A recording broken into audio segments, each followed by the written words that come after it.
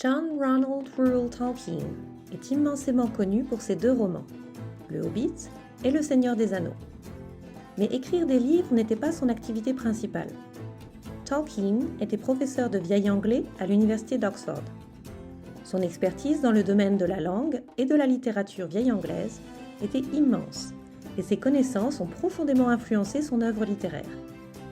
Ainsi, une partie significative du vocabulaire du Seigneur des Anneaux est empruntée au vieil anglais, soit directement, soit par une traduction littérale.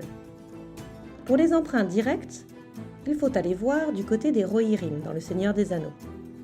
En effet, les noms propres de la Terre du Milieu ne sont pas inventés au hasard. Le Hobbit et le Seigneur des Anneaux se présentent comme des traductions en anglais de l'histoire rédigée par les Hobbits, Bilbo, Frodo et Sam, en langue commune. La langue qui était parlée par la plupart des peuples de la Terre du Milieu.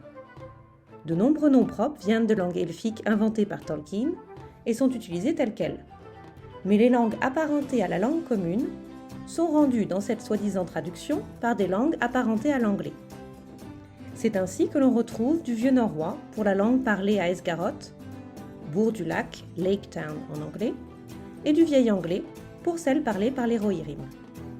Ainsi, le roi des Rohirrim s'appelle Théoden, ce qui veut dire prince ou roi en vieil anglais, tandis que son ancêtre, fondateur de la dynastie, s'appelle Eorl, ce qui signifie un homme noble, un gentilhomme. Entre ces deux hommes, presque tous les rois des Rohirrim ont des noms qui peuvent être utilisés pour dire roi ou seigneur en vieil anglais. Brego, frère, Goldwinner, littéralement un ami avec de l'or, Brutta, et ainsi de suite. Quant aux neveux et à la nièce de Théoden, ils ont des noms typiquement vieil anglais, basés sur la même racine, Eor, cheval de guerre, un choix logique pour ce peuple amoureux de chevaux. Pour Éomer, la deuxième partie du prénom vient de l'adjectif mer, que l'on retrouve également dans le prénom d'origine anglaise Elmer, et qui signifie magnifique, renommé. Pour Éowyn, la seconde partie, Wyn, signifie joie, et on la retrouve dans de nombreux prénoms féminins vieil anglais. Les emprunts indirects au vieil anglais sont plus subtils, mais non moins importants, à commencer par les termes mêmes de Terre du Milieu et de Seigneur des Anneaux. Midgard, Terre du Milieu, est le terme usuel en vieil anglais pour désigner la terre habitée par les hommes, située entre les mers. Quant aux anneaux, ils jouent un rôle important dans la société héroïque décrite dans les poèmes vieil anglais.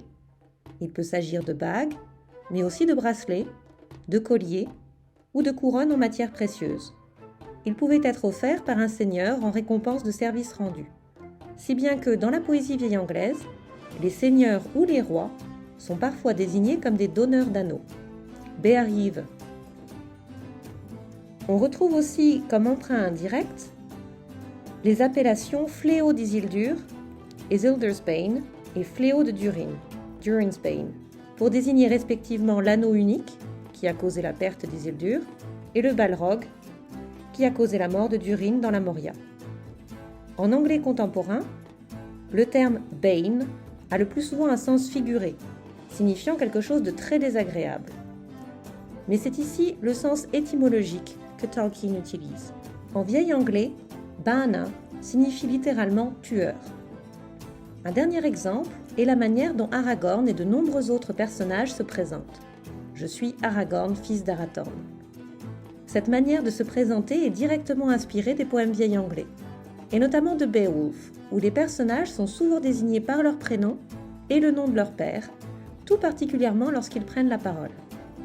Par exemple, Beowulf Mathelode, Bearn Ecgtheows. Beowulf prit la parole, le fils d'Ecgtheow.